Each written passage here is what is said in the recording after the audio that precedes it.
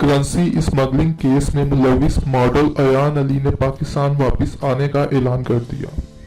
Currency smuggling case में मुलविस अयान अली गुज़िश्ता काफ़ी अरसे से मुल्क से बाहर है और करंसी स्मगलिंग केस के सिलसिले में होने वाली समातों में भी गुज़िश्ता 1.5 साल से पेश नहीं हो रही।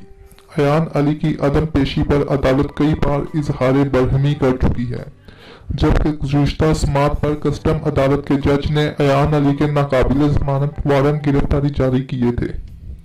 ताहम अब तवील अरसे बाद अयान अली ने पाकिस्तान वापसी का ऐलान कर दिया। गुज़िश्ता रोज अयान अली ने इंस्टाग्राम अकाउंट पर एक छोटी बच्ची के साथ अपनी तस्वीर शेयर की और लिखा, ये इनकी सबसे अच्छी दोस्त की बेटी है। इसके साथ ही अयान अली ने लिखा, अपने इलाज और फाइनल चेकअप के बाद मैं बहुत जल्द पाकिस्तान वापस आऊंगी।